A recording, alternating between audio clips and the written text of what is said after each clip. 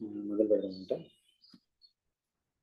ఓం అజ్ఞానతిమిరాంధస్య జ్ఞానాంజనాశలాకయా చక్షురున్మిలితం येन తస్మై శ్రీగురవే నమః.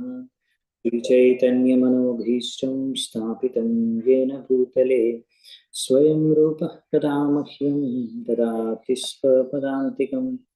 వందేహం శ్రీగురుం శ్రీయుతాపదకమలం శ్రీగురుం వైష్ణవాంశ్చ శ్రీరూపం సాగ్రజాతం సహగణ రఘునాథాన్వితాం తం సజీవం సాద్వైతం సావధూతం పరిజన సహితం కృష్ణ చైతన్యదేవం శ్రీరాధా కృష్ణ పాదాన్ సహగణ లలితా శ్రీ విశాఖాన్వితాంశ్చ నమావం విష్ణుపాదాయ కృష్ణప్రేష్ఠాయ భూతలే శ్రీమతే భక్తివేదాంత స్వామినితి నామినే.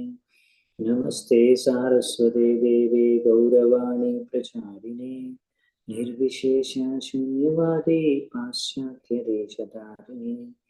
నమో మహావదన్యాయ కృష్ణ ప్రేమ ప్రదాయితే కృష్ణాయ కృష్ణ చైతన్య నామినే గౌరత్విషే నమః. హే కృష్ణ కరుణా సింధు దీనబంధు జగత్పతే గోపేశ గోపికా కాంత రాధాకాంత నమోస్తుతే. తప్త కాంచన గౌరాంగీ రాధే వృందావనేశ్వరి వృషభానుసుతే దేవే ప్రణమామి హరిప్రియే. నీలాచల నివాసాయ నిత్యాయ పరమాత్మనే బలభద్ర సుభద్రాభ్యాం జగన్నాథాయ తే నమః. వాంఛాకల్పతరుభ్యశ్చ కృపా సింధుభ్య ఏవ చ పతితానాం పావనేభ్యో వైష్ణవేభ్యో నమో నమః. జయ శ్రీ కృష్ణ చైతన్య ప్రభు నిత్యానంద శ్రీ అద్వైత గదాధర శ్రీవాసాది గౌర భక్తవృంద. హరే కృష్ణ కృష్ణ కృష్ణ హరే హరే హరే రామ రామ రామ హరే హరే.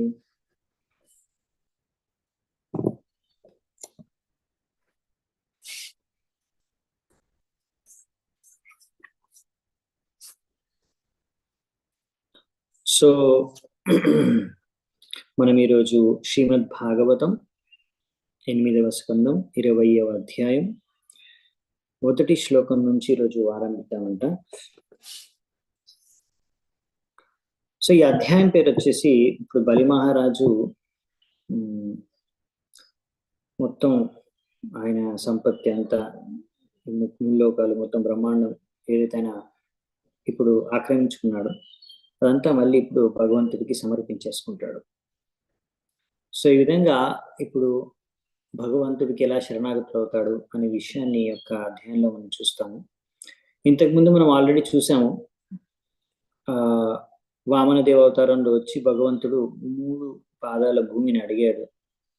తర్వాత బలి మహారాజు సరే అని ఫైనల్ గా వచనం ఇచ్చాడు.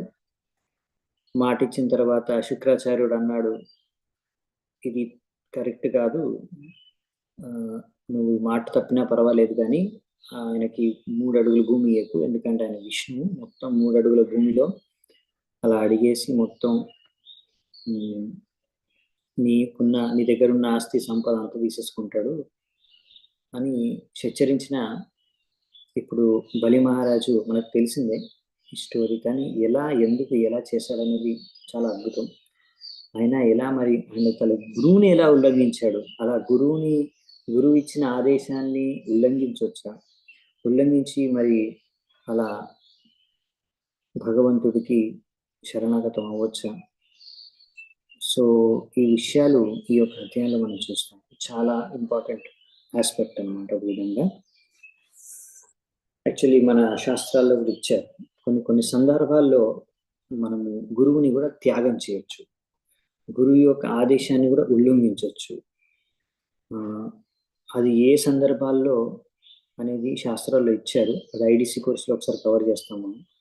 ఇందులో ఒక సందర్భం ఇది, ఎప్పుడైతే బలి మహారాజు ఉల్లంఘించాడు. సో ఇది ఈరోజు మనం చూస్తాము. మొదటి శ్లోకం. శ్రీ శుక ఉవాచ బలిరేవం గృహపతిః కులాచార్యేణ భాషితః తూష్ణీం భూత్వా క్షణం రాజన్ ఉవాచావహితో గురుం. సో ఇక్కడ చాలా ఇంపార్టెంట్ శ్లోకం ఇది. సుఖదేవ్ గోస్వామి చెప్తున్నాడు, అలా పరీక్షిత్ మహారాజుకి, ఓ పరీక్షిత, రాజా పరీక్షిత, ఎప్పుడైతే బలి మహారాజుకి ఆయన గురువు అయిన శుక్రాచార్యులే ఆయన కులగురువు, ఆయనకి కులాచార్యులు, ఆయన ఈ విధంగా చెప్పాడో, కులాచార్యన భాషిత, ఇలాంటి భాషనిచ్చాడు ఆయనకి. అలా విన్న తర్వాత, ఆయన గురువు చెప్పిన మాటలు విన్న తర్వాత ఆయన కాసేపు విచారించారంట. తుష్ణీం, వెంటనే ఆయన గురువు అనగానే ఆయనకు వ్యతిరేకంగా కానీ సమ్మతంగా కానీ ఏమి మాట్లాడలేదు బలి మహారాజు. కాసేపు సైలెంట్ అయిపోయాడు. తుష్ణీం భూత్వా, సో ఈ విధంగా సైలెంట్ అయిపోయి, క్షణం రాజన్, ఒక క్షణం అలా సైలెంట్ అయిపోయాడంట, ఏం మాట్లాడలేదు. అవాహిత, బాగా ఆలోచించి ఈ విషయం గురించి ఏం చేయాలి ఇప్పుడు నేను, అసలు ఇప్పుడు గురువు ఒక మాట అన్నాడు నాకు, ఇప్పుడు నేను ఏం చేయాలి, పాటించాలా వద్దా, మా గురువు గారి ఆజ్ఞను పాటించాలా వద్దా, ఎందుకు పాటించాలి ఎందుకు పాటించకూడదు, పాటిస్తే ఏమవుతుంది పాటించకపోతే ఏమవుతుంది, ఏది కరెక్ట్ ఏది రాంగ్, బాగా ఆలోచించి ఇప్పుడు తన గురువుకి జవాబిస్తారు. సో ఇది ఇక్కడ మనం చూస్తాం తాత్పర్యంలో. మనకి విశ్వనాథ్ చక్రవర్తి ఠాకూర్ ఈ ప్రిన్సిపల్ గురించి చెప్తాడు. మనకు తెలిసిన స్టోరీ ఏంటంటే అదే అది మన శుక్రాచార్యుడు యొక్క ఉల్లంఘన, అంటే ఆజ్ఞను ఉల్లంఘిస్తాడు ఒకవేళ ఎవరికైనా తెలియకపోతే. కానీ మరి ఇది విశ్వనాథ్ చక్రవర్తి ఠాకూర్ మన ఆచార్యులు చెప్తున్నారు మరి ఇక్కడ. అందుకనే బలి మహారాజు ఆగిపోయాడు అక్కడ, కొంచెం సైలెంట్ అయిపోయాడు సడన్ గా కాసేపు. ఎందుకంటే గురువు యొక్క ఆజ్ఞను ఎలా మనము ఉల్లంఘిస్తాం, మన నామాపరాధాల్లో కూడా ఒకటి ఉంటుంది, అది గురువు యొక్క ఆజ్ఞను ఉల్లంఘించకూడదు అని. ఉల్లంఘిస్తే అది కూడా ఒక నామాపరాధంలో కూడా ఒకటి అవుతుంది. ఎవరైనా ఆధ్యాత్మిక గురువుని ఎలా ఆజ్ఞను ఎలా ఉల్లంఘిస్తారు? సో ఏ శిష్యుడైనా సరే, సరైన శిష్యుడు అంటే గురువు యొక్క ఆజ్ఞను పాటించాలి కదా. సో అందుకనే ఇప్పుడు బలి మహారాజు ఆలోచించాడు. ఆలోచించి ఇలా అనుకున్నాడు, ఇంకా ఈ శుక్రాచార్యుడిని నేను గురువుగా స్వీకరించలేను. ఎందుకు? గురువు యొక్క కర్తవ్యం ఏదైతే ఉందో ఆ కర్తవ్య పాలన నుంచి ఆయన ఎప్పుడో తప్పిపోయాడు, దారి తప్పిపోయాడు. గురువు యొక్క కర్తవ్యం ఏంటి? గురువు యొక్క కర్తవ్యం ఏంటి శాస్త్రాల్లో చెప్పింది. ఎందుకు మనం గురువుని అంతగా గౌరవిస్తాం? ఎందుకంటే గురువు మనని భగవద్ధామానికి వెళ్ళాలో దానికి మార్గదర్శనం చేస్తారు. ఆ బాధ్యత తీసుకుంటాడు గురువు. గురువు బాధ్యత తీసుకుంటాడు, వీడిని ఎలాగైనా భగవద్ధామానికి పంపించడానికి. దానికి కావాల్సిన బాధ్యత తీసుకొని ఆయన మనకి సరైన మార్గదర్శనం చేస్తాడు. మనం భక్తి చేసుకోవాలి. మనం భక్తి చేసుకోకుంటే గురువు ఏమి ఆయన మన పైకి పంపించలేడు. మనం భక్తులం అయితేనే, కానీ మనం భక్తి చేసుకోవడానికి కావాల్సిన మార్గదర్శనాన్ని గురువు ఇస్తాడు. అలా గురువే మనకు నేర్పించాలి ఎలా అన్నీ కూడా భగవంతుడి సేవకి సమర్పించుకోవాలి అని. అటువంటిది అలా భగవంతుడికి ఎలా శరణాగతమై సంపూర్ణంగా భగవద్ధామానికి తిరిగి వెళ్ళాలి అనే విషయాన్ని నేర్పించవలసిందే గురువు. అటువంటి గురువే ఒకవేళ ఆ శిష్యుడు యొక్క జీవితంలో అయ్యో మొత్తం గురువుకి భగవంతుడికి సమర్పించుకోకు, భగవంతుడికి శరణాగతి అవ్వకు అని ఒకవేళ ఏ గురువు అయినా చెబితే మనే అటువంటి గురువు అసలు గురువే కాదు. గురుర్న సస్యాత్. సో ఈ విధంగా ఒక శ్లోకం ఉంది భాగవతంలో 5వ స్కందంలో. ఒకవేళ ఏ గురువు అయితే తన శిష్యుడిని ఈ విధంగా భగవద్ధామానికి తీసుకెళ్ళలేకపోతాడో, అంటే భగవద్ధామానికి అంటే ముక్తి ప్రసాదించలేకపోతాడు, అంటే ధైర్యం మార్గదర్శనం చేయలేకపోతాడు, భగవద్ధామాన్ని తిరిగి వెళ్ళడానికి ఆ బాధ్యత తీసుకోలేకపోతాడు, అతను అసలు గురువే కాదు, అతను గురువు కాకూడదు. ఆ గురువు అనే బాధ్యతని, ఆ యొక్క పదవిని ఆయన గ్రహించకూడదు. సో అందుకనే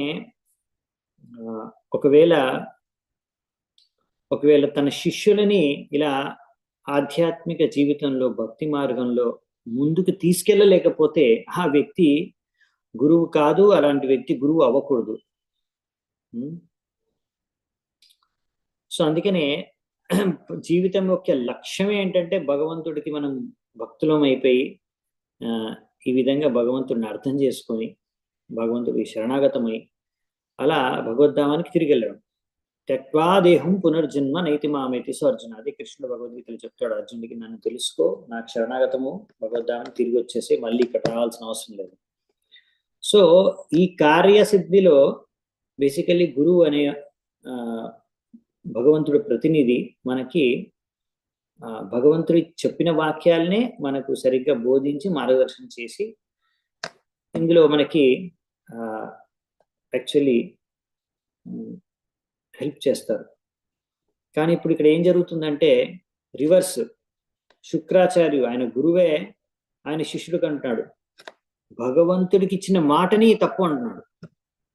తెలిసి కూడా, అతను భగవంతుడు అని తెలిసి కూడా, నువ్వు భగవంతుడికి ఇచ్చావు మాట, ఇస్తానని కానీ తప్పేసే మాట తప్పొచ్చు, ఏ ప్రాబ్లం లేదు.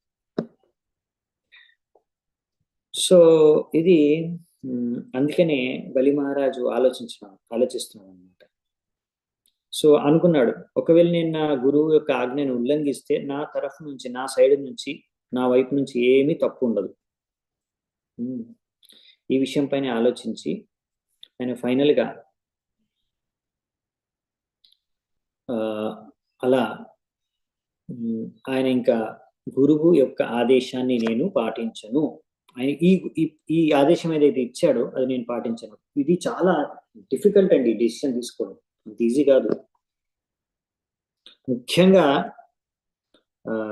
ఎప్పుడైతే ఈ శుక్రాచార్యుడు బలి మహారాజు ఆల్మోస్ట్ చచ్చిపోయినప్పుడు మళ్ళీ తిరిగి ఆయనకి జీవం పోసాడు.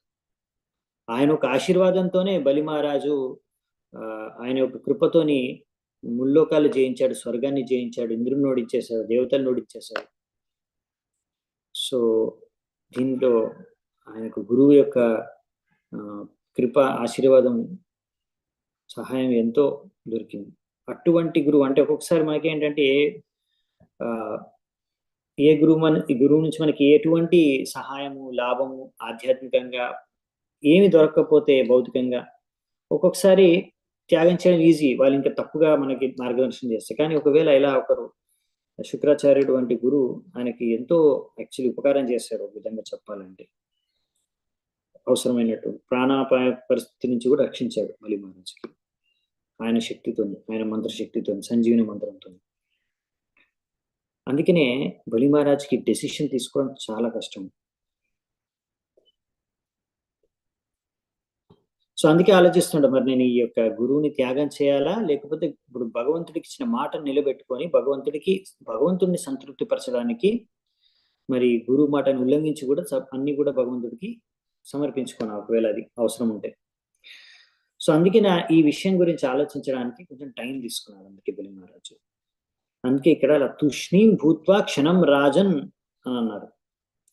అలా ఆలోచించి ఫైనల్ గా ఆయన డిసిషన్కి వచ్చేసాడు. విష్ణువుని అన్ని సందర్భాల్లో, అన్ని సమయాల్లో, ఏ సిచ్యువేషన్లో అయినా సరే, ఏ పరిస్థితుల్లో అయినా సరే భగవంతుణ్ణి సంతృప్తి పరచడమే జీవితం యొక్క ముఖ్యమైన లక్ష్యం.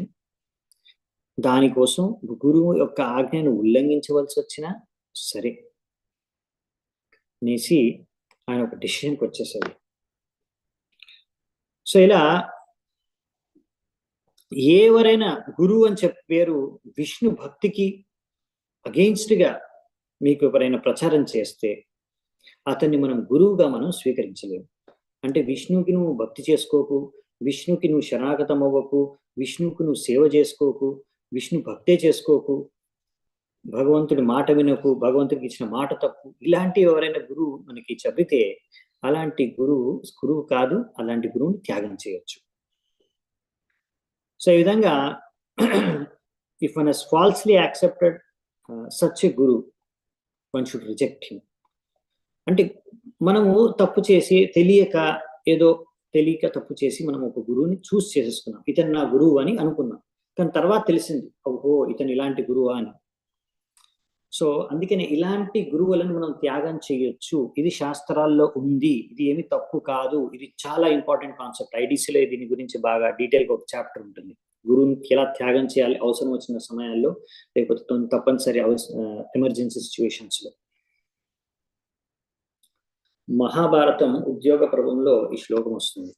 గురోరప్యవలిప్తస్య కార్యం అజానతః ఉత్పత ప్రతిపన్నస్య పరిత్యాగో విధీయతే. సో మనకి జీవగోస్వామి వారు మన ఆచార్యులు చెప్పారనమాట, ఇలాంటి పనికి మాలిన ఒక గురువు ఉంటే ఆయన త్యాగం చేయడం ఉచితం. సో ఈ విధంగా ఇలాంటి గురువులని మనం ఒకవేళ ఒక్కొక్కసారి ఏమవుద్దంటే ఫ్యామిలీ ప్రీస్ట్, ఇక్కడ ఆయన ఒక రకంగా చెప్పాలంటే కులాచార్యులు, అలా కులు గురువులు ఉంటారు అనమాట. అంటే ఫ్యామిలీ మొత్తానికి ఆయన ఇంకా బై డిఫాల్ట్ గురువు అనమాట. ఇప్పుడు మనం ఐడిసిలో ఎలాగ చదువుకుంటాం, ఓకే మనం గురువుని ఎంచుకోవాలి, మనము ఫస్ట్ ఆ గురువు యొక్క దగ్గర నుంచి మనం వినాలి, ఆయన ఏం చెప్తున్నాడు, ఆయన రాసే బుక్కులు కానీ చదివి, ఆయన చెప్పిన లెక్చర్స్ కానీ విని, తర్వాత మన ప్రభుపాద్ బుక్స్ అయితే ముందు చదువుకోవాలి ఫస్ట్, అప్పుడే మనకు అర్థం అవుతుంది. ప్రభుపాద్ వారి పుస్తకాలు చదివిన తర్వాతే, ప్రభుపాద్ వారి లెక్చర్ విన్న తర్వాత, కనీసం ప్రభుపాద్ వారి పుస్తకాలు అయితే చదవాల్సిందే కంపల్సరీ, మీరు గురువుని సెలెక్ట్ చేసుకునే ముందు. అలా ప్రభుపాద్ వారి పుస్తకాలు చదివిన తర్వాత అర్థం చేసుకొని దాని ప్రకారం అసలైన గురువు, ఇప్పుడు ఈ విషయం కూడా మనకు ప్రభుపాద్ వారి పుస్తకం నుంచి తెలుస్తుంది కదా. ఇప్పుడు మనం ఈ తాత్పర్యం చదివితేనే అర్థమవుతుంది, ఓహో ఇలా ఎవరైనా చెబితే అసలైన గురువు కాదు అనే విషయం మనం ప్రభుపాద్ వారి పుస్తకం నుంచి తెలుసుకున్నాం. అందుకని ఐడిసి కోర్స్ చేసిన తర్వాతనే పిమ్మటనే మీరు గురువు గురించి ఆలోచించాలి, నేను ఏ గురువు నుంచి దీక్ష తీసుకుంటాను, అది బెస్ట్. ఎందుకంటే ఆ కోర్సులో మీకు అర్థమవుతుంది అసలు గురువుని ఎలా చూస్ చేసుకోవాలి అని. చాలా మంది ముందే గురువుని చూస్ చేసేసుకుంటారు, ఎవరో వాళ్ళ అక్క బావ అమ్మ నాన్న తమ్ముడు చెల్లి, లేకపోతే వాళ్ళ ఫ్రెండ్స్ రిలేటివ్స్ బంధువులు, లేకపోతే వేరే భక్తులు ఎవరో చెప్పారనేసి వాళ్ళు ఎవరో ఒక గురువుని చూస్ చేసేసుకుంటారు. దాని తర్వాత బాధపడుతూ ఉంటారు, లేకపోతే దాని తర్వాత ఐడిసి కోర్స్ చేసుకుంటారు. సో అది కరెక్ట్ కాదు. ఓకే, ఫస్ట్ ప్రభుపాద్ వారి పుస్తకాలు బాగా చదవండి, తర్వాత ఐడిసి కోర్స్ చేయండి. 16 మాలల జపము 4 నియమాలు అన్ని సరిగ్గా పాటించిన తర్వాత టైంకి ఐడిసి కోర్స్ చేసి దాని తర్వాత గురువుని సెలెక్ట్ చేసుకోండి. చాలా మంది భ్రమ ఏంటంటే, ఓ దీక్ష కావాలంటే ఐడిసి కోర్స్ చేయాలి కదా, సరేలే నేను ఏ గురించి ముందే అన్ని సెలెక్ట్ చేసుకుంటారు, అంతా అయిపోతుంది, లాస్ట్ ఫైనల్ గా ఇంకా దీక్ష కోసం ఒక సర్టిఫికేట్ కావాలనేసి ఏ కోర్స్ చేస్తే ఐడిసి కోర్స్ ఎలాగో కంప్లీట్ చేసేసి ఒక సర్టిఫికేట్ తీసుకుంటే అయిపోద్ది అనుకుంటా. సో అది కాదు పద్ధతి, అది కాదు పద్ధతి. పద్ధతి ఏంటంటే ఫస్ట్ సరిగ్గా ప్రభుపాద్ వారి పుస్తకాలు చదివి, సరిగ్గా 16 మాలలు జపం చేసి 4 నియమాలు పాటించి, అలా 1 సంవత్సరం పాటు బాగా నిష్ఠతో చేయగలిగితే, మీకు నమ్మకం ఉంటే నేను ఇలా మొత్తం జీవితం చేయగలను అని, అప్పుడు ఐడిసి కోర్స్ చేయండి. దాని తర్వాత మీకు సరైన జ్ఞానం లభిస్తుంది, అసలు గురువు అంటే ఎవరు, ఎవరిని ఎలా గురువుగా మనం స్వీకరించవచ్చు, మన బాధ్యత ఏమిటి, గురువు బాధ్యతలు ఏమిటి, శిష్యుడి బాధ్యతలు ఏమిటి, ఇస్కాన్లో గురువు అంటే ఎవరు, ఆయన స్థానం ఏమిటి. చాలా మందికి భ్రమ ఏంటంటే నా గురువే ఇస్కాన్ గురువు, నా గురువే అందరికన్నా గొప్ప, ఇలాంటి భ్రమల్లో జీవిస్తూ ఉంటారు.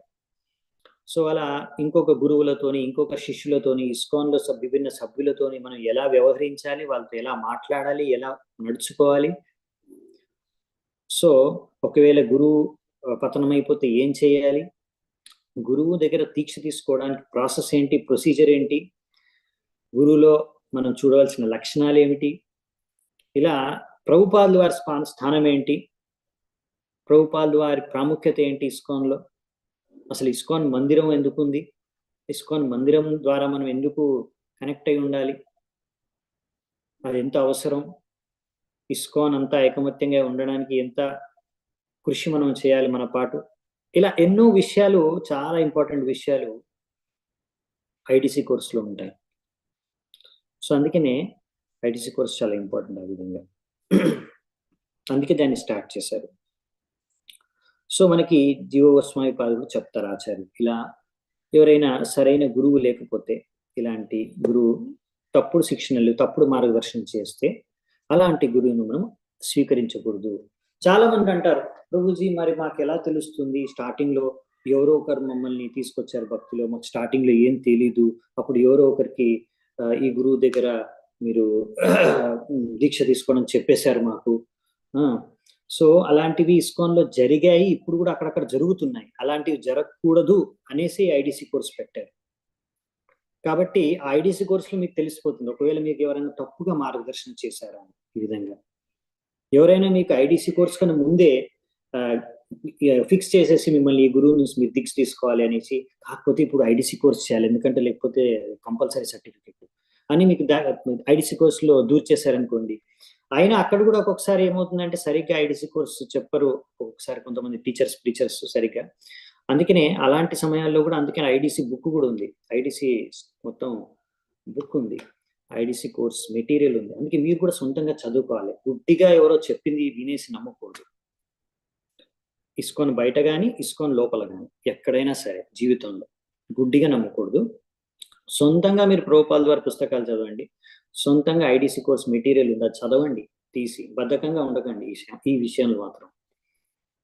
సో అప్పుడు మీకు అర్థమవుతుంది సరిగ్గా.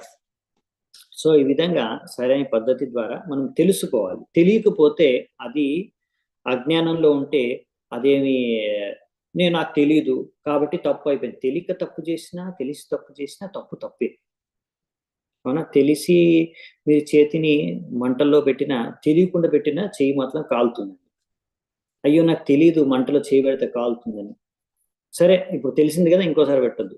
సో అలాగే ఒకవేళ తెలియక ఆ తప్పు జరిగిపోయినా ఎవరైనా తప్పుడు వ్యక్తిని మీరు గురువుగా, శిక్షా గురువుగా కానీ దీక్షా గురువుగా కానీ ఒకవేళ మీరు ఎంచుకొని ఉంటే, మీరు ఎంచుకోలేదు అలా జరిగిపోయింది అనుకోండి, ఏమీ ప్రాబ్లం లేదు. అప్పుడు కూడా మనం ఇలా ప్రభుపాద వారి పుస్తకాలు చదవాలి. ప్రభుపాద వారి పుస్తకాలు చదివితే ఇలా మీరు అర్థం చేసుకోగలరు. సో ఓకే, ఇలా శిక్షా గురువు ఉంటారు, ఇలా దీక్షా గురువు ఉంటారు ఇస్కాన్లో. సో మనము ఇలా ఎవరైతే ప్రామాణికమైన ఇస్కాన్ యొక్క గురువుల నుంచి మనము ప్రవచనాలు వినొచ్చు, ప్రభుపాద వారి పుస్తకాలు చదవడం అదే అసలైన ఆధారం. దాని ద్వారానే మనకు తెలుస్తుంది అసలు ఎవరు కరెక్ట్గా ప్రభుపాద వారి పుస్తకాల నుంచి ఎలా ఉందో అలా చెబుతున్నారో లేదా, ఇవన్నీ అర్థమవుతాయి. కొంతమంది ప్రీచింగ్ చేస్తారు, ప్రచారం చేసేటప్పుడు స్టార్టింగ్ నుంచే వాళ్ళని ఎలాగైనా సరే ఇతను నా కంట్రోల్లోనే పెట్టుకోవాలి, ముందు నుంచే ట్రైన్ చేసి పెడతారు. ఎవరి మాట వినకు, ఎవరి లెక్చర్లు వినొద్దు, ఏ గురువుల లెక్చర్లు వినకూడదు, ఎవరి లెక్చర్ ఇచ్చినా వినకూడదు, యూట్యూబ్లో అస్సలు చూడకూడదు ఏ లెక్చర్లు కూడా, ఎవరి భక్తులే కూడా ఇస్కాన్ భక్తులే కూడా ఏ లెక్చర్ వినకూడదు, నువ్వు ఓన్లీ నా లెక్చర్లు మాత్రమే వినాలంతే, నేను చెప్పింది మాత్రమే పాటించాలి, అప్పుడే నువ్వు సరైన శిష్యుడు, లేకపోతే నువ్వు తప్పు చేస్తున్నావు. అలా భయపెట్టేసేసి కొంతమంది అమాయకుల్ని కొంతమంది కొన్ని రోజుల వరకు కంట్రోల్ చేసి పెడతారు, కానీ అది ఎప్పుడో అప్పుడు బయటపడుతుంది అనమాట. సో అప్పటికి అలా బలి మహారాజ్కి ఫస్ట్ తెలుసో ఆయన ఇప్పుడు శుక్రాచార్యుని అయితే గురువుగా స్వీకరించాడు. కానీ ఇప్పుడు ఆయనకు అర్థమైంది, అరే ఈ శుక్రాచార్యుడు కరెక్ట్ కాదు, ఇతను సరైన గురువు కాదు అని. అలా మనకు కూడా ఎప్పుడైనా ఆల్రెడీ ఇప్పుడు బలి మహారాజ్ మీరు అర్థం చేసుకోవచ్చు, ఆయనకు శుక్రాచార్యుడు ఆల్మోస్ట్ ప్రాణదానం చేశాడు. అయినా కానీ ఏ ముహూర్తంలో అయితే, ఏ క్షణంలో అయితే ఆయనకు తెలిసిపోయింది శుక్రాచార్యుడు సరైన గురువు కాదు అని, అతను నాకు విష్ణువుకి వ్యతిరేకంగా, భగవంతుడికి వ్యతిరేకంగా నాకు మార్గదర్శనం చేస్తున్నాడు అనేసి వెంటనే త్యాగం చేసేసాడు. ఆయన ఆదేశాన్ని, హెచ్చరికను కూడా లెక్క చేయలేదు.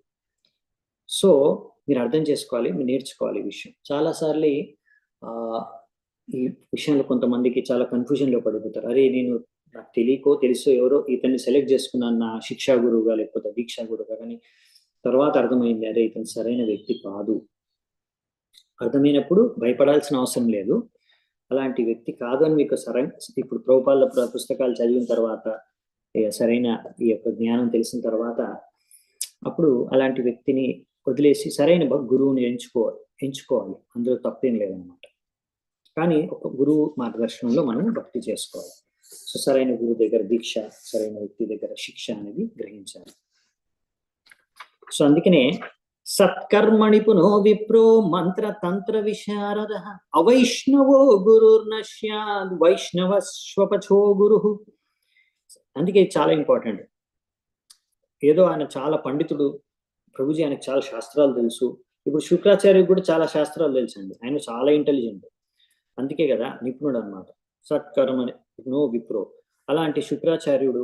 అందుకే బలి మహారాజు కూడా రకరకాల శాస్త్రాలు కోట్ చేసి చెప్తున్నాడు, నువ్వు మాట తప్పొచ్చు, ఇలాంటి పరిస్థితుల్లో ఏం కాదు, అది తప్పు కాదు, నువ్వు ఇచ్చిన మాట నిలబెట్టుకోకపోయినా పర్వాలేదు అనేసి రకరకాల శాస్త్రాల నుంచి కొటేషన్స్ ఇచ్చి ఆయనకి నచ్చ చెప్పడానికి ప్రయత్నించాడు. కాబట్టి ఇలా జస్ట్ మంత్రాలు తంత్రాలు తెలిసినంత మాత్రం ఆయనకు మంత్రాలు సంజీవుని మంత్రం ద్వారా ఆయన బతికించేశాడు.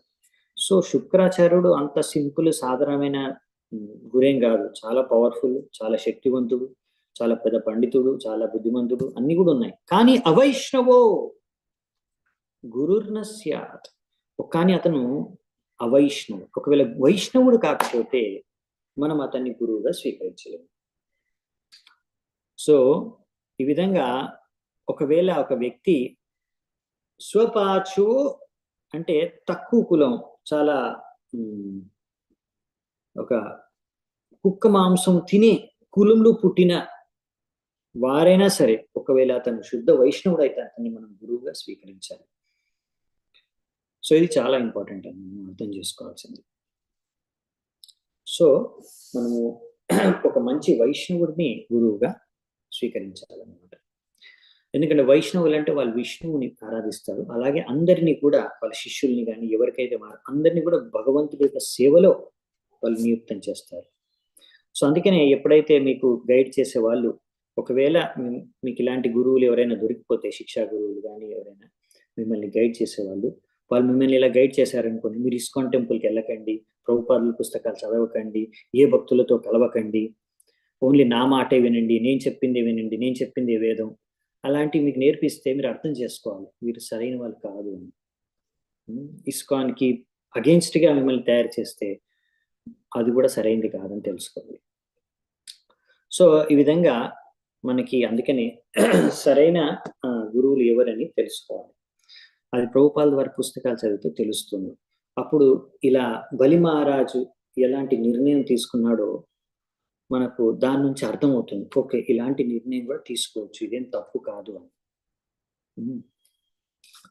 సో నెక్స్ట్ వచ్చేసి 2వ శ్లోకం.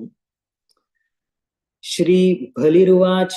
ఇప్పుడు బాగా ఆలోచించుకుని బలి మహారాజు ఏం చెప్తున్నాడు చూడండి. సత్యం భగవతా ప్రోక్తం ధర్మోయం గ్రహమేదినా అర్థం కామం యశో వృత్తిం యో నాభాదేత కర్హిచిత్. సో బలి మహారాజ్ ఏమంటున్నారంటే, మీరు ఎలాగైతే చెప్పారో, యూ హ్యావ్ ఆల్రెడీ స్టేటెడ్. ఇప్పుడు బలి మహారాజ్ సమాధానం ఇస్తాడు చూడండి, అద్భుతంగా ఉంటుంది. ఒక విధంగా చెప్పాలంటే బాగా సమాధానం ఇస్తారు. జస్ట్ ఏదో ఓపెన్ గా నేను మీరు చెప్పిన ఆజ్ఞను పాటించను అని ఒక లైన్లో చెప్పడు, ఒక స్టైల్లో చెప్తాడు, చాలా బాగుంటుంది. మీరు ఎలాగైతే ముందుగానే చెప్పారో, అసలైన ధర్మం యొక్క మూల అర్థం ఏంటంటే, that does not hinder one's economic development, sense gratification, fame and means of livelihood is the real occupational duty of householder. గృహస్థుడి యొక్క అసలైన కర్తవ్యం నువ్వు అన్నావు, అసలైన ధర్మం ఏంటంటే, ఏ కార్యం ద్వారా అయితే అతని యొక్క ఆర్థిక ఉన్నతి, ఆర్థిక అభివృద్ధి ఎక్కడ కూడా అది దానికి ఏ రకమైన సమస్య రాకూడదు, అతని ఇంద్రియ తృప్తి, ఖ్యాతి, ఆయన జీవనోపాధి అన్ని కూడా బాగా నెరవేర్చుకోగలుగుతాడో అలాంటి కార్యాలు మాత్రమే చేయాలి. అదే అసలు ధర్మం అని చెప్పావు కదా, నాకు కూడా అదే కరెక్ట్ అనిపిస్తుంది. అందుకే ఇప్పుడు ఇలా చేస్తున్నాను. ఒక విధంగా చెప్పాలంటే చాలా ఒక్క రకంగా చెప్పాలంటే ఇండైరెక్ట్ గా కొంచెం సార్కాస్టిక్ అనమాట. అంటే ఆయన చెప్పినవే ఆయనకి ఇంకో విధంగా అర్థం చేపిస్తాడు అనమాట. సో వాక్యాల్ని దానికి ఇంకో పర్ఫెక్ట్ చూపిస్తాడు బలి మహారాజు. సో ఇక్కడ బలి మహారాజు అందుకే ఈ శుక్రాచార్యుడికి వచ్చి ఇచ్చే ఆన్సర్ చాలా బాగుంటుంది, రిప్లై. అదే తాత్పర్యంలో రాస్తున్నారు అనమాట. చాలా అర్థవంతమైన మీనింగ్ఫుల్ రిప్లైని ఇక్కడ ఇస్తాడు అనమాట బలి మహారాజు.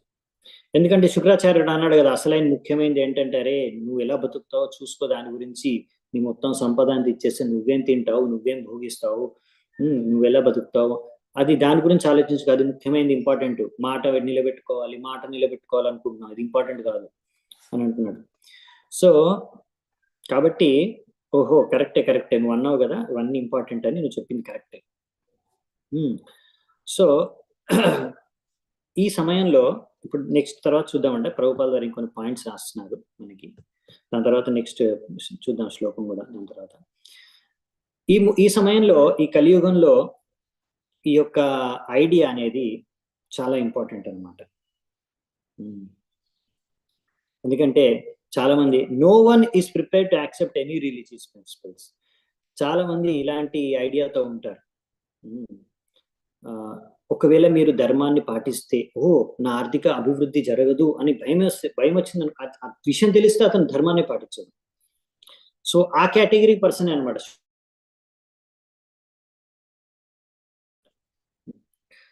సో శుక్రాచార్యుడు ఒక భక్తుడు కాదు కాబట్టి ఆయనకి ఇలా అర్థం అవ్వట్లేదు. అరే భగవంతుడికి అన్ని ఇచ్చేస్తే నాకు అన్ని కోల్పోతాను, అన్ని కోల్పోతావు, భౌతికంగా నువ్వు బిచ్చగాడు అయిపోతావు, కాబట్టి ఇదేం పిచ్చి పని అని అనుకుంటున్నాడు. ఆయన కూడా చెప్తున్నాడు. కానీ భక్తుడు ఎలా ఆలోచిస్తాడంటే, ఇది భక్తుడు అభక్తుడు యొక్క మధ్యలో యాక్చువల్లీ చెప్పాలంటే, ఇక్కడ గురువు వచ్చేసి వైష్ణవుడు కాదు, శిష్యుడు వచ్చేసి వైష్ణవుడు అన్నాడు. సో అందుకనే ఈ డిస్కషన్ ఇలా ఉంటుంది ఇంతగా. ఎందుకంటే ఆలోచన విధానం అనేది అవైష్ణవులు ఎవరైతే వైష్ణవులు కాదు, వాళ్ళ ఒక ఆలోచన విధానం, ప్లానింగ్, క్యాలిక్యులేషన్ అంతా డిఫరెంట్ గా ఉంటుంది. వైష్ణవులు భక్తుల యొక్క క్యాలిక్యులేషన్, అండర్స్టాండింగ్, ప్లానింగ్ అంతా డిఫరెంట్ గా ఉంటుంది. సో అదే ఇక్కడ చెప్తున్నారంట. ఒక డివోటీ ఏంటంటే అన్ని పరిస్థితుల్లోనూ భగవంతుడి సంతృప్తి కోసం సేవ చేస్తాను.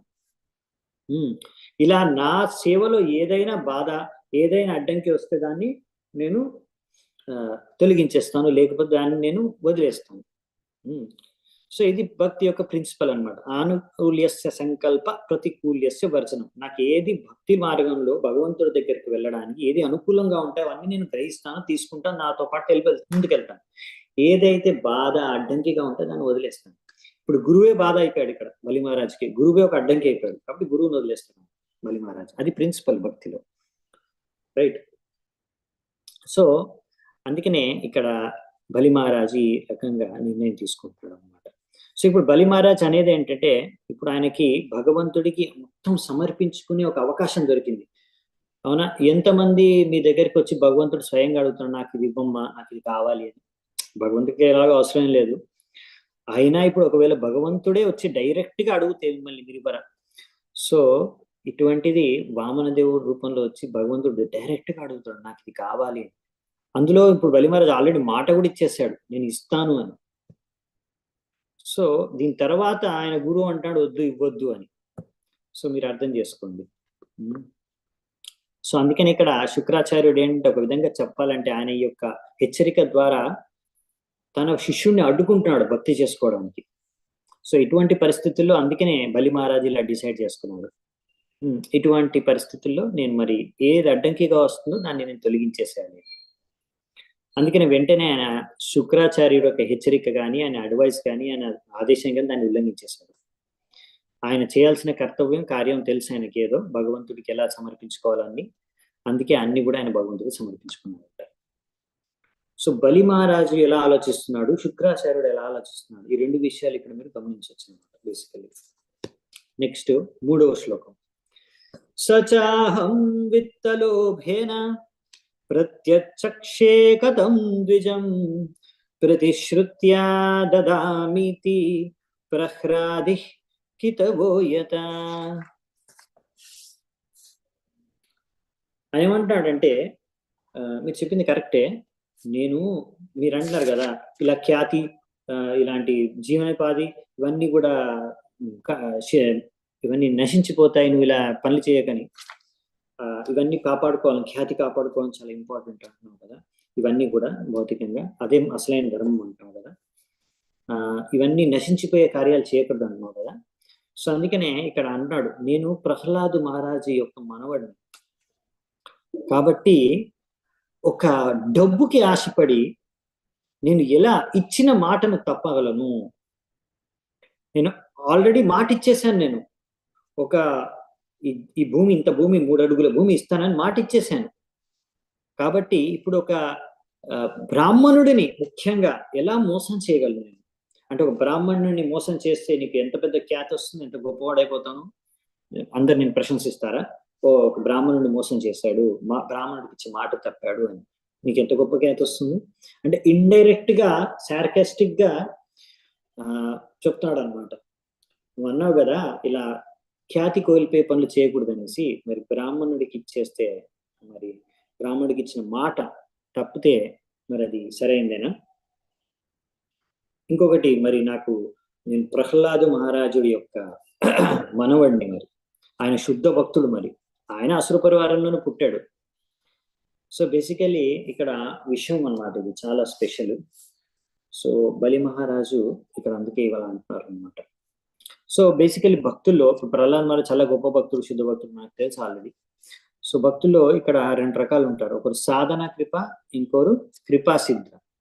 సాధనా సిద్ధ ఇంకా కృపా సిద్ధ.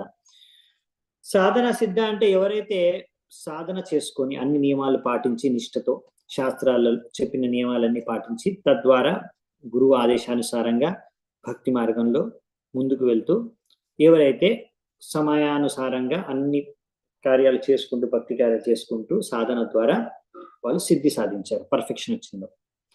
కానీ కొంతమంది ఏంటంటే వీళ్ళందరూ ఏంటంటే అన్ని తపస్సు నియమాలు నిష్ఠ అంతా పాడినారు. కానీ కొంతమంది ఏంటంటే ఇంత డీటెయిల్ గా సాధన చేయకుండా వాళ్ళు భగవంతుడు లేకపోతే కృష్ణుడు లేకపోతే గురువు యొక్క కృప ద్వారా వాళ్ళు శుద్ధ భక్తులు అయిపోతారు, శుద్ధ భక్తి వాళ్ళకి లభిస్తుంది.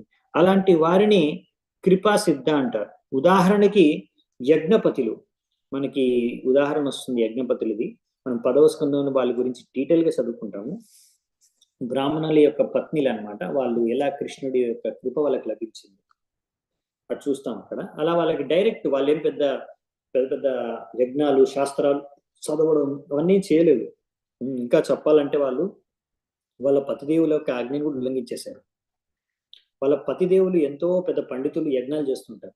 అయినా వారికి భగవంతుడి కృప దొరకలేదు, కానీ వాళ్ళ భార్యలకు వాళ్ళకి భగవంతుడి కృప దొరికిపోయింది. వాళ్ళని కృపా సిద్ధ అంటారు. అలాగే ఇక్కడ బలి మహారాజు ఎలాగైతే ఒక భార్య భర్తల మధ్యలో, ఇప్పుడు భార్య భర్తను మాటను ఉల్లంఘించకూడదు, ఆయన ఆ యజ్ఞపతులు ఉల్లంఘించి వెళ్ళిపోయారు. వాళ్ళకి భగవంతుడు కృప ఇచ్చేశారు, ఎందుకంటే వాళ్ళ భర్త సరైన కరెక్ట్ కాదు వాళ్ళు చెప్పింది. సో అలాగే ఇక్కడ శుక్రాచార్యుడు సరిగ్గా ఆయనకు చెప్పట్లేదు, సరైన అడ్వైస్ ఇవ్వట్లేదు, సరైన ఆదేశం ఇవ్వట్లేదు. సో బలి మహారాజు ఆయన వదిలేసినా కానీ భగవంతుడి కృప ఆయనకు లభిస్తుంది. అలాగే ఇంకొకరు భగవంతుడి కృప సాధించి శుద్ధభక్తులైపోయింది శుకదేవ గోస్వామి. సో ఈ విధంగా విశేషం ఏంటంటే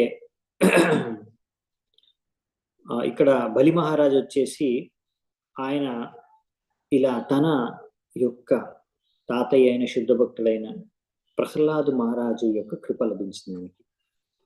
అవునా? ఆ ప్రహ్లాదు మహారాజు యొక్క కృప ద్వారా భగవంతుడి విష్ణు యొక్క కృప లభించింది. అందుకే కదా ఇప్పుడు వామన దేవుడే ఇక్కడ భిక్షుకుడు రూపంలో, బ్రాహ్మణ భిక్షకుడు రూపంలో వచ్చేసి ఇక్కడ ఆయన నడుకుంటున్నాడు. సో ఈ విధంగా బలి మహారాజు కూడా గురువు కృష్ణ యొక్క కృప ద్వారా ఆయన శుద్ధభక్తుడైపోయాడు. సో ఇన్ని కృపా సిద్ధ అంటారు అందుకని. సో ఇది మనం చూడాలి అందుకే.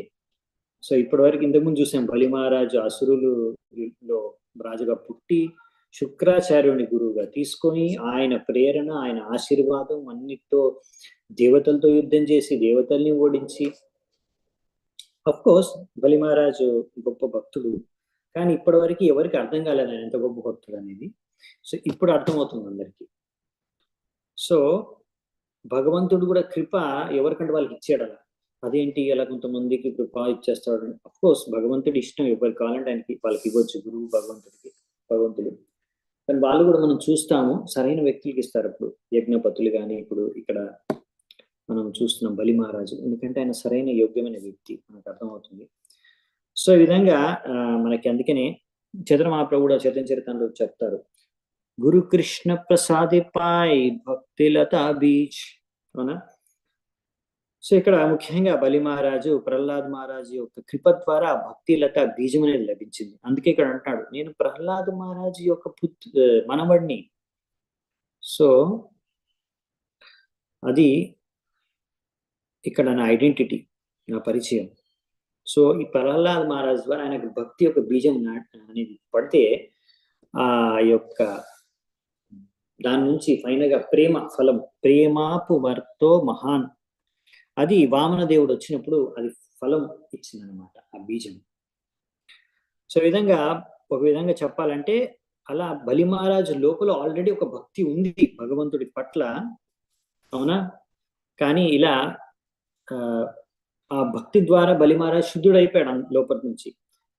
అందుకనే వామన్ దేవుడు చూశాడు, ఓ ఇతను యాక్చువల్లీ ఇతనికి కృప దొరకవలసిన సమయం వచ్చింది, ఇతను ఎంత గొప్ప భక్తుడో మొత్తం విశ్వానికి తెలియజేయాల్సిన సమయం వచ్చింది. సో భగవంతుడు వామనదేవ అవతారం తీసుకొని ఈ విధంగా బలి మహారాజుని అడుక్కోవడానికి వచ్చి ఇలా అంతా తీసేసుకొని ఆయన దగ్గర ఉన్న ఆస్తంతా, ఇదంతా లీల చేసే ఒక వన్ ఆఫ్ ద ఇంపార్టెంట్ ముఖ్యమైన ఉద్దేశం భగవంతుడి ఏంటంటే బలి మహారాజు యొక్క గొప్పతనాన్ని మొత్తం ముల్లోకాలకి తెలియజేయాలని. భగవంతుడు ఎప్పుడు తన భక్తుల గుణమహిమలు అందరికీ తెలియాలి అని భగవంతుడు కోరుకుంటాడు. ఎలాగైతే భక్తుడు కోరుకుంటాడో భగవంతుడు యొక్క గుణమహిమలు అందరికీ తెలియాలి అని, అలాగే భక్తుడి గుణమహిమలు కూడా అందరికీ తెలియాలని భగవంతుడు కోరుకుంటాడు. అందుకని అలా భగవంతుడు కొన్ని కొన్ని లీలలు చేస్తాడు. ఈ విధంగా ఇక్కడ మనం చూస్తున్నాం భగవంతుడు ఈ లీల చేస్తాడు. సో అందుకనే వెంటనే ఎప్పుడైతే భగవంతుడు వచ్చి ఇలా అడిగాడు ఒక వామన రూపంలో, వెంటనే అలా కొంచెం ఆలోచించాడు, ఒక క్షణం ఆలోచించి వెంటనే జవాబు ఇచ్చేస్తున్నాడు ఇక్కడ మన శుక్రాచార్యులకి. సో ఈ బ్రాహ్మణుడికి నేను ఏది అడిగితే నేను అది ఇచ్చేస్తాను. ఇది బలి మహారాజు యొక్క ప్రేమ, భగవంతుడి పట్ల ఉన్న లోపల ఉన్న ప్రేమ ఇప్పుడు వ్యక్తం అవుతుంది. అది మొత్తం ప్రపంచం మొత్తం లోకాలు చూస్తున్నాయి అన్నమాట. మనం చూస్తాం ఇప్పుడు అందరూ ప్రశంసిస్తారు బలి మహారాజ్ చేసేది, చాలా అద్భుతంగా ఉంటాయి యాక్చువల్లీ ఇప్పుడు రాబోయే ఫాస్ట్ టైం మొత్తం. అందుకే ఇక్కడ నేను కొంచెం స్లోగానే వెళ్తున్నాను, ఇక్కడ చాలా ఇంపార్టెంట్ ఎపిసోడ్ ఇది యాక్చువల్లీ. సో అందుకనే బలి మహారాజు ఇలా భగవంతుడి యొక్క కృప, తన శుద్ధ భక్తుడైన ప్రహ్లాదుడి యొక్క కృప యొక్క పాత్రుడు, తద్వారా ఆయన ఇలా సిద్ధి సాధించాడు భక్తి మార్గంలో అనే విషయాన్ని మనం అర్థం చేసుకోవచ్చు. నెక్స్ట్ 4వ నంబర్ శ్లోకం ఇంకేమంటాడో చూద్దాం. ప్రతి స్టేట్మెంట్ చాలా బాగుంటుంది ఇలా జవాబు ఏదైతే ఇస్తాడు బలి మహారాజు. నహ్యసత్యాత్ పరో ధర్మా ఇతి హోవాచ భూరియం సర్వం శోధుం అలం మన్యే నిర్తేలీకా పరం నరం. అసత్యం కన్నా పెద్ద పాపం అనేది ఇంకోటి ఉండదు. ఎందుకంటే ఒకసారి భూదేవి చెప్పింది, నేను ఏదైనా భరిస్తాను కానీ ఒక వ్యక్తి ఎవరైతే అబద్ధాలు ఆడతాడో అటువంటి వ్యక్తిని మాత్రం నేను భరించలేను, అతని భారాన్ని నేను భరించలేను. ఇది చాలా ఇంపార్టెంట్ పాయింట్ అండి. ఈ యొక్క పృథివీ భూదేవి ఏమంటుందంటే ఇలా అసలైన భారం అనేది ఇలా శరీరం యొక్క భారం కాదు, అర్థమైందా? సో ఒకవేళ అభక్తులు, ఇలాంటి అసురులు, ఇలాంటి అబద్ధాలు చెప్పే వాళ్ళు, లేకపోతే మాట నిలబెట్టుకునే వాళ్ళు, ఇలాంటి ఎవరైతే అధర్మ మార్గంలో నడిచే వారి యొక్క భారాన్ని వారిని మోయడానికి ఈ యొక్క భూదేవి సహించదన్నమాట. ఆమెకు వాళ్ళు భారం అయిపోతారు, అంతే కదా. సో ఇప్పుడు ఒకవేళ ఒక తండ్రి ఉన్నాడు అనుకోండి, ఆయనకు 100 మంది పిల్లలు ఉన్నారు అనుకోండి, వాళ్ళందరూ బాగా ప్రయోజకులై ఆయనకి ఎంతో డబ్బులు సంపాదించి ఆయన బాగా చూసుకుంటుంటే ఆయనకి వాళ్ళేం బరువు కాదు. కానీ ఒక్కడున్నా సరే వాడు ఏమి ప్రయోజనం లేకుండా ఇంకా ఉన్న ఆస్తిని కూడా నాశనం చేసేసి ఉన్న పరువు కూడా తీసే అటువంటి ఒక్క పిల్లవాడున్న ఒక్క కొడుకున్న ఆయన బరువే ఆ తండ్రికి. సో ఆ విధంగా భూమాత కూడా చెప్పింది అనమాట. మనమందరం ఒక రకంగా భూమాత కూడా మనకు ఒక మాత, 7 మాతల్లో ఒక మాత. సో ఇలాంటి సంతానం నాకు బరువు. సో ఈ విధంగా భూమాత కూడా అంటుంది, ఇలా ఎవరైతే మాట తప్పుతారో, ఇలా అబద్ధాలు ఆడతారో ఆయనకి నేను మాట ఇచ్చాను, నేను ఇస్తానని మళ్ళీ ఇవ్వకుంటే అది కరెక్ట్ కాదు కదా. సో ఫస్ట్ ఒకటి చెప్పారు, నేను ప్రహ్లాద్ మహారాజు ఒక మనవడిని కాబట్టి ఇలా ఆస్తి కోసం లేకపోతే డబ్బు కోసం ఇలా కకృతి పడి నేను ఇచ్చిన మాట ఒక బ్రాహ్మణుడికి తప్పితే అది సరికాదు. భూదేవి కూడా చెప్పింది ఇలాంటి వారిని నేను భరించను. సో అందుకనే ఇక్కడ చెప్తున్నాం అన్నమాట. కానీ ఇప్పుడు మనం చూస్తాము కలియుగంలో చాలా మంది అబద్ధాలు ఆడతారు. ఇంకా చాలా మంది అంటారు కూడా, ఓ ఇలా నువ్వు ఎప్పుడు సత్యారిస్తున్నట్లాగా ఎప్పుడు సత్యమే పలుకుతాను, ఇచ్చిన మాట నిలబెట్టుకుంటాను, ఇలా అంటే కలియుగంలో నువ్వు బతకలేవు, అబద్ధాలు ఆడాల్సిందే, మోసాలు చేయాల్సిందే, అప్పుడే బతకగలుగుతావు అని కూడా చెప్తారు. ఇంకా చాలా మంది కూడా అందుకే అబద్ధాలు ఆడుతూ ఉంటారు, పాపాలు చేస్తూ ఉంటారు, పట్టించుకోరు. సో ఇలాంటి వాళ్ళ ద్వారా పృథివీ, భూదేవి, వారి ఎంత భూమికి భారం అయిపోతున్న వీళ్ళందరూ భూదేవికి మనం అర్థం చేసుకోవచ్చు. నెక్స్ట్ 5వ నంబర్ శ్లోకం. నాహం భిబేమి నిరయాన్ నాధన్యాదసు కారణవాత్ నస్తానచ్యవనాన్ మృత్యోర్ యత విప్ర ప్రలంభనాత్. ఇప్పుడు మీరు అంటారు కదా, నీ దగ్గర డబ్బు ఉండదు, అంత కోల్పోతావు అని. నేను నరకానికే భయపడ్డా. నరకానికి కానీ పేదరికానికి కానీ ఎంత కష్టం వచ్చినా సరే, కష్టంలో దుఃఖంలో ఆ సముద్రంలో మునిగినా సరే, లేకపోతే ఇప్పుడు నేనున్న రాజు స్థానం నుంచి పతనం అయిపోయినా సరే, అసలు మృత్యు వచ్చినా సరే, వీటన్నిటికి కూడా నేను అస్సలు భయపడను. కానీ ఒక బ్రాహ్మణుడిని మోసం చేయడంలో మాత్రం నాకు భయం. నేను వీటి దేనికి భయపడను, కానీ ఒక బ్రాహ్మణుడిని మోసం చేయడానికి మాత్రం నేను భయపడుతున్నాను. సో చూడండి, ఇది బలి మహారాజు యొక్క చేతన. యద్యద్ దాసయతి లోకేస్మిన్ సంపరేతం ధనాదికం తస్య త్యాగే నిమిత్తం కిం విప్రస్తుష్యన్న తేన చేత్. హే ప్రభు, మీరు కూడా చూడొచ్చు. ఇప్పుడు ఆయన మంచిగా రెస్పెక్ట్ఫుల్ గానే చెప్తున్నాడు అనమాట, సమ్మానపూర్వకంగా సంబోధిస్తూ చెప్తున్నాడు శుక్రాచార్యుడు. హే ప్రభు, మీకు తెలిసిందే కదా, మీకు తెలియంది ఏంటి? మృత్యు సమయంలో మనం ఏమైనా పట్టుకెళ్తాము మనతో పాటు? అన్ని వదిలేయాల్సిందే, అవునా కాదా? కాబట్టి ఒకవేళ నేను ఇచ్చిన సంపద ద్వారా ఆయన సంతృష్టి చెందకపోతే, why not please him with the richest one is destined to resent. నువ్వు అంటున్నావు కదా 3 అడుగుల భూమి అంటున్నాడు, కానీ మొత్తం తీసేసుకుంటాడు అని. సరే, 3 అడుగుల భూమి అడుగుతున్నాడు, నేను ఇచ్చిన 3 అడుగుల భూమితో సంతృష్టి కూడా మొత్తం తీసేసుకుంటే ఇచ్చేద్దాం మొత్తం. ఎలాగో చచ్చేటప్పుడు ఏం పట్టుకెళ్ళం కదా, అంత వదిలేయాల్సిందే కదా. సో అదేదో చచ్చేటప్పుడు కుక్కల పేర్ల మీద రాసి వెళ్ళిపోతున్నారు చాలా మంది. నా కుక్కకి నా ఆస్తి అంతా, అలా కుక్కల పేర్ల మీద రాసి వెళ్ళేదానికన్నా చచ్చిపోయే కన్నా ఎప్పుడు చచ్చిపోతామో తెలియదు మనకు ఎవరికి. అలా ఎన్నో ఆస్తులు సంపాదించుకున్నప్పుడు, బతుకున్నప్పుడు భగవంతుడు అడిగినప్పుడు ఇచ్చేయకుండా చచ్చిన తర్వాత ఎలాగో తీసుకెళ్ళలేము, ఏం ప్రయోజనం? మీకు తెలిసిందే కదా, చచ్చేటప్పుడు ఏమైనా తీసుకెళ్తారా మీరు?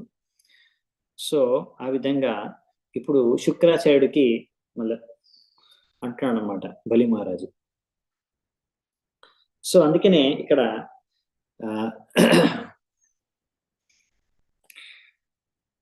ఒక విషయం చెప్తున్నారు ఏంటంటే తాత్పర్యంలో, ఇలా బలి మహారాజు ఆల్రెడీ డిసైడ్ అయిపోయారు అన్నమాట. ఆయన ఏం చర్చించలేదు, ఆల్రెడీ డెసిషన్ తీసుకున్నాడు లోపల. విప్ర అనే దానికి ఒక మీనింగ్ అంటే ఇది కాన్ఫిడెన్షియల్. కాబట్టి ఇక్కడ కానీ ఇప్పుడు నేను ఈ డెసిషన్ తీసుకున్నాను, నేను సడన్ గా ఏం మాట్లాడకుండా ఆయనకి ఇచ్చేసాను అనుకోండి, వీళ్ళందరూ ఫీల్ అయిపోతారు, అదేంటి చెప్తే కూడా వినకుండా ఇచ్చేస్తున్నాడు అది ఇది అనేసి. నా డెసిషన్ ద్వారా వీళ్ళందరికీ హృదయాలు హర్ట్ అయిపోతాయి. ఇక్కడ ఉన్న అసురులందరూ, చాలా మంది అసురులు అక్కడ, వాళ్ళందరూ భక్తులు కాదు అక్కడ ఉండే వాళ్ళంతా. ఇంకా అలాగే తన గురువు శుక్రాచార్యుడికి. అందుకనే ఇలా మాట్లాడుతున్నారు అనమాట. నేను మీరు చెప్పిందే చెప్తున్నాను. సో ఇలా మాట తప్పితే అసలు ఎంత తప్పు, ఎంత కరెక్ట్ కాదు, అసలు నేను ఇప్పుడు ఏదైతే నిర్ణయం తీసుకున్నా అది అసలైన కరెక్ట్, ఎలా కరెక్ట్ అనే విషయాన్ని బాగా ఆయన కూడా నచ్చ చెప్తున్నాడు ఇప్పుడు ఆయన భాషలో బలి మహారాజు. ఎందుకంటే బలి మహారాజు ఆల్రెడీ లోపల డిసైడ్ అయిపోయాడు, ఆయన శుద్ధ భక్తుడు కాబట్టి ఆయన ఎప్పుడు క్లియర్, మొత్తం విష్ణువుకే ఇచ్చేయాలనేసి. సో నెక్స్ట్ 7వ నంబర్ శ్లోకం. శ్రేయ కుర్వంతి భూతానాం సాధవో దుస్త్యజాసుభిః దధ్యన్షిభిః ప్రభృతయః కో వికల్పోదరాదిషు. ఇప్పుడు బలి మహారాజు కూడా శాస్త్రాల నుంచి చెప్తున్నారు, అవునా? భూదేవి ఏమనుకుంటుంది అసలు. అలాగే ఇప్పుడు ఇంకొక ఉదాహరణ ఇస్తున్నారు శాస్త్రాల నుంచి. అంటే ఇప్పుడు బలి మహారాజ్ కూడా, ఆయనకు కూడా శాస్త్రాలు తెలుసు, ఆయన కూడా కోట్ చేస్తున్నాడు. నువ్వు నాకు చెప్పావు కదా శాస్త్రాల్లో మాట తప్పినా సరే అని, నేను ఇప్పుడు నీకు చెప్తున్నా శాస్త్రాల్లోంచి ఉదాహరణలు. అసలు ఇలా ఇచ్చిన మాట ప్రకారం దానం చేయడం ఎంత గొప్పతనం, అది బ్రాహ్మణుడికి ఎంత గొప్పతనం అనే విషయాన్ని నేను మీకు తెలియజేస్తాను. సో ఇక్కడ దదీచి, శిబి, అవునా, మీకు తెలుసు కదా, దదీచి ముని, శిబి చక్రవర్తి, ఇలాంటి గొప్ప గొప్ప వ్యక్తులు, వాళ్ళు వేరొకరు ప్రజలు వేరే ఒకరు ఒక్క బాగు కోసం, మేలు కోసం వాళ్ళ జీవితాలనే వాళ్ళు త్యాగం చేశారు. వాళ్ళని అందరూ ప్రశంసిస్తారు, శిబి చక్రవర్తిని, దదీచి మునిని, అవును. సో ఇది చరిత్ర దీనికి సాక్ష్యం. వాళ్ళు వాళ్ళ జీవితాలనే ఇచ్చేస్తే ఇక్కడ 3 అడుగులు భూమి కోసం, లేకపోతే నా సంపత్తి దాని ముందు అసలు ఎంత, భూమి ఇచ్చే భూమి ఎంత, అసలు దాని ముందు అసలు తుచ్చమైంది.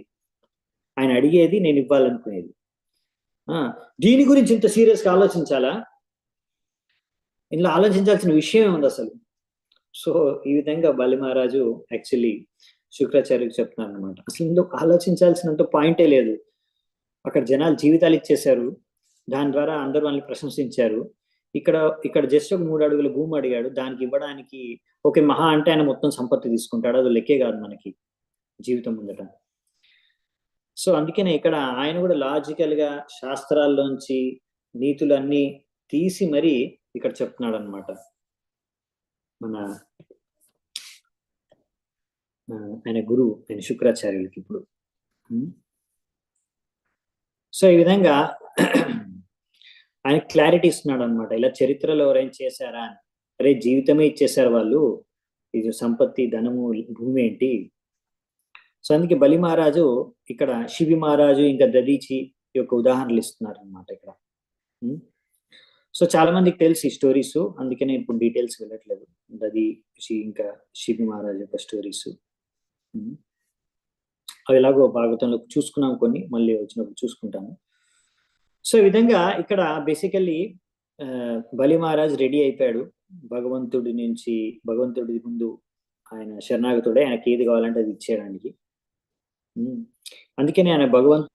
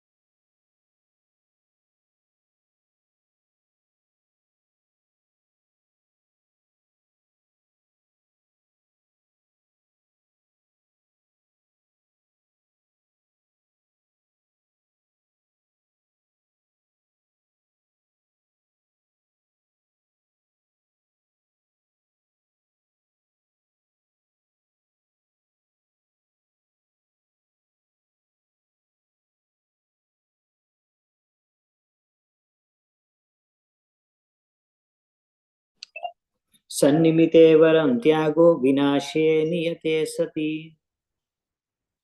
సో ఇక్కడ ఏం చెప్తున్నారంటే మన యొక్క ఈ ధనము, చాణక్య పండితుడు చెప్పాడు అనమాట, మన యొక్క ఈ ధనము, సంపత్తి, సంపద అంతా కూడా మనతో పాటు శాశ్వతంగా ఉండేది కాదు. ఎలాగో ఎప్పుడో అప్పుడు అది మనం కోల్పోతాము, లేకపోతే మృత్యు సమయంలో ఎలాగో అది మన దగ్గర నుంచి వెళ్ళిపోతుంది. కాబట్టి మన దగ్గర ఉన్నప్పుడు అది సరైన వ్యక్తికి సరైన దానం చేయొచ్చు, భగవంతుడికి సరైన కార్యం కోసం దానం చేయాలి. అందుకనే ఇలా ఆలోచించి ఇలా చెప్పే బలి మహారాజు ఇలా తన యొక్క గురువు యొక్క ఆదేశాన్ని ఉల్లంఘించాడు. Okay, so just checking actually internet పనిచేస్తుందా లేదని. Hare Krishna. Okay, I think work చేస్తుంది. Okay, let us continue. So next ఇంకా కొన్ని శ్లోకాలు ఉన్నాయి. మేబీ ఇక్కడ మనకి ఇంకా బలి మహారాజ్ ఇంకా చాలా శ్లోకాలు ఎక్స్ప్లెయిన్ చేస్తున్నారు. ఆల్మోస్ట్ అప్ టు 13 శ్లోకాస్ వరకు ఉన్నాయి. సో అంతవరకు మనం వెళ్ళలేము. దీన్ని మోస్ట్లీ మనం రేపు కంటిన్యూ చేద్దామంట, ఇంకొక శ్లోకం చూసుకొని. సో 8th శ్లోకం వరకు నేను చూస్తాను. ఈ ఒక్క శ్లోకం చూసుకొని నేను చేద్దామంట. ఇంకా ఇది కంటిన్యూ అవుతుంది. ఇంకా మనం ఎందుకంటే తొందరపడి ఇది కంప్లీట్ చేయాల్సిన అవసరం లేదు. ఇక్కడ కొన్ని ఇంపార్టెంట్ పాయింట్స్ ఉన్నాయి కనుక. నెక్స్ట్ 8వ నంబర్ శ్లోకం. యైరియం భుగుజే బ్రహ్మన్ దైత్యేంద్రైర్ అనివర్తిభిః తేషాం కాలో గ్రసిల్లోకాన్ నయశో దిగతం భువి. ఓ బ్రాహ్మణుల్లో శ్రేష్ఠుడైన వాడు కాబట్టి ఆయన చాలా సమ్మానపూర్వకంగా చెప్తున్నారు అనమాట ఈయనకి, తన గురువు అయిన శుక్రాచార్యుడికి. ఇలాంటి గొప్ప గొప్ప అసురరాజులు, certainly the great demoniac kings who were never reluctant to fight enjoyed this world, but in due course of time everything they had was taken away. So చెప్పేది ఏంటంటే ఇక్కడ ఎంతో మంది అసురరాజులు ఉన్నారు. ఇలా ఎంతో మంది ఇలా యుద్ధానికి ఎప్పుడు యుద్ధం చేయడానికి ఎప్పుడు రెడీ అనమాట. They were never reluctant to fight అంటే ఎప్పుడు యుద్ధం వచ్చినా కానీ వాళ్ళు నేను యుద్ధం చేయను, నేను తిని కూర్చుంటాను అనుకునే రకంగా వాళ్ళు యుద్ధం చేయడానికి రెడీ. అలాంటి వాళ్ళు ఎంతో యుద్ధాలు చేశారు, రాజ్యాలు ఏలాలు, ఇలాంటి ఎంతో అసురరాజులు మన వంశంలో ఉన్నారు. కానీ ఫైనల్ గా ఏంటంటే వాళ్ళందరూ చనిపోయారు. చరిత్రలో ఉన్న పేర్లన్నీ కూడా అంటే ఏంటంటే చరిత్రలో పేర్లు ఉన్నాయంటే వాళ్ళందరూ ఆల్రెడీ చనిపోయారు చాలా మంది. అలా ఇప్పుడు మరి ఏం మిగిలింది? ఆస్తి ఎలాగో తీసుకెళ్ళి లేకపోయారు. మరి ఇప్పుడు మిగిలింది ఏంటి? వాళ్ళ చరిత్రలో పేర్లు ఏమని మిగిలింది? వాడు ఏ చేసిన గొప్పతనం, వాళ్ళ ఖ్యాతి ఒకటే మిగిలింది. వాళ్ళు ఏం చేశారు, ఏం గొప్ప పని చేశారు అనేది. సో ఫైనల్ గా మిగిలేదేంటి? మనం పోయిన తర్వాత మిగిలేదేంటి? అంతా పోతుంది. ఖ్యాతి, పేరు, మనం ఏం పేరు సంపాదించుకున్నాం అదే మిగులుతుంది. కాబట్టి మనం మంచి పేరు సంపాదించుకోవాలి. ఇలా బ్రాహ్మణుడిని మోసం చేశాడు, మాట నిలబెట్టుకోలేదు, ఇలాంటి పేరు సంపాదించుకునేది. సో మంచి పేరు సంపాదించుకోవడం అది ముఖ్యం కదా. నువ్వే అన్నావు కదా ఖ్యాతి కోల్పోకూడదు అనేసి. మరి ఇలాంటి పని చేస్తే మనకు మంచి ఖ్యాతి లభిస్తుంది, అవునా కదా? సో ఈ విధంగా ఆయన తన గురువుకు సమాధానం ఇస్తున్నాను అనమాట. ఎందుకు నేను డిసైడ్ చేసుకున్నాను అంత ఇవ్వాలని. సో ఈ విధంగా అందుకనే మన జీవిత కాలం అనేది చాలా చిన్నది.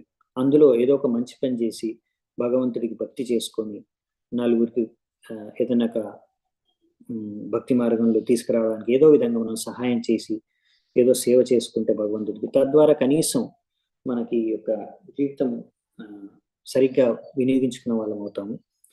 సో అలా ఇంకొక నలుగురికి మనము మేలు చేస్తే ఏదో విధంగా భక్తిలో తీసుకురావడానికి, అప్పుడు తద్వారా ఒక మంచి పని చేసిన వాళ్ళగా మిగిలిపోతాం కనీసం. అది చాలా ఇంపార్టెంట్. సో బలి మహారాజు అందుకే ఇక్కడ డిసైడ్ చేసుకున్నాను అనమాట, నా గురువు యొక్క వాక్యాల్ని ఆదేశాలను నేను పాటించను, నేను ఇచ్చిన మాట నిలబెట్టుకుంటాను వామన దేవుడికి, దానికోసం అవసరమైతే నా మొత్తం నా దగ్గర ఉన్న భూమి సంపద అంతా కూడా నేను ఇచ్చేస్తాను. అందుకారణంగా ఈ రకమైన చేతన ఉండడం కారణంగానే ఆత్మ సమర్పణ. అవునా? బలి మహారాజ్ దేనికోసం ఉదాహరణ? నవవిధ భక్తిలో ఫైనల్ అన్ని భగవంతుడికి సమర్పించి ఆత్మ సమర్పణ, అన్ని ఎవ్రీథింగ్ భగవంతుడికి శరణాగతికి బలి మహారాజు ఉదాహరణ.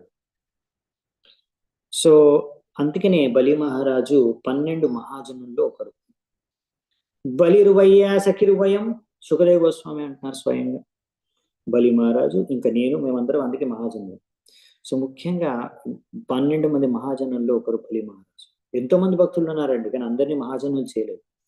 సో కాబట్టి బలి మహారాజు చాలా స్పెషల్. మహాజనులు అంటే వారిని మిగతా వాళ్ళు అనుసరించాలి, భక్తి ఎలా చేసుకోవాలో వాళ్ళని చూసి నేర్చుకోవాలి. సో వాళ్ళు ఒక ఎగ్జాంపుల్ అనమాట, ఉదాహరణ అనమాట. వాళ్ళు గొప్ప భక్తులని ఒక ఉదాహరణ. ఎలా భక్తి చేసుకోవాలని. సో ఎలా భగవంతుడికి అన్ని సమర్పించుకోవాలనే దానికి ఉదాహరణ బలి మహారాజ్. ఎందుకంటే ఇది చాలా ఈజీ కాదు. బలి మహారాజ్ చేసింది చాలా టఫ్. ముఖ్యంగా తన గురువు యొక్క ఆజ్ఞను ఉల్లంఘించి, ఏ గురువు అయితే ఆయనకి ఇంత చేశాడో ఆ గురువు యొక్క ఆజ్ఞను ఉల్లంఘించి మరి భగవంతుడికి అన్ని దానం చేయడం అనేది చాలా చాలా టఫ్ థింగ్. అది చేశాడు ఎందుకంటే ఆయనకు అటువంటి భక్తి ఉంది భగవంతుడి పట్ల. సో అందుకే ఆయన చేయగలిగాడు. అందుకే ఆయన గొప్ప భక్తుడు, అందుకే ఆయన మహాజనుడు. సో ఇక్కడే మనము దీన్ని ఈ యొక్క చర్చను ఈరోజు నిలిపివేద్దామంట. చాలా చాలా ధన్యవాదాలు. ఎంతో